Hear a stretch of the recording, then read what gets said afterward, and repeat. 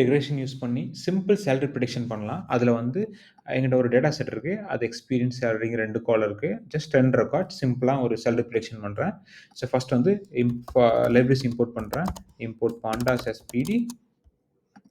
அப்புறம் இம்போர்ட் நான் இங்கேயே எழுதுறேன். Import from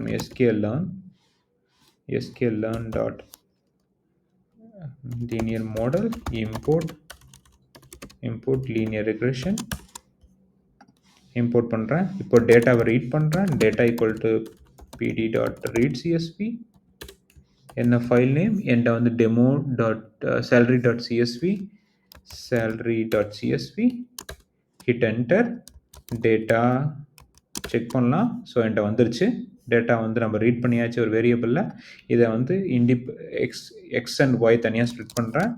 X equal to data 2-dimensional array experience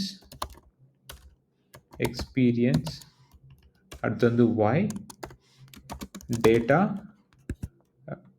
இது வந்து single dimensional salary. இப்போ x, y செக் பண்ணலாம். ஸோ நம்மளுக்கு வந்து எக்ஸ்பீரியன்ஸ் அண்ட் சேலரி வந்து தனியாக வந்துருச்சு. அடுத்து வந்து நம்ம மாடல் ட்ரெயின் பண்ணலாம். Model equal to linear regression. அடுத்து வந்து மாடல் டாட் ஃபிட், அப்படி ஃபிட் ட்ரைனிங் ஃபிட் பண்ணுறோம். X, Y. ஸோ நம்ம ஃபிட் பண்ணியாச்சு. ட்ரைனிங் முடிஞ்சு நம்ம ப்ரெடிக்ட் பண்ணலாம். ஸோ மாடல் டாட் ப்ரிடிக்ட் நான் வந்து 10 years எக்ஸ்பீரியன்ஸ் அப்படின்னு சொல்கிறேன். 10 years. ஸோ நம்மளுக்கு வந்து 86,181 அப்படின்னு ஆன்சர் வருது நமக்கு, ப்ளஸ் டெசிமலோட. இந்த வார்னிங்கை நீங்கள் ஒன்றும் இக்னோர் பண்ணிக்கலாம்.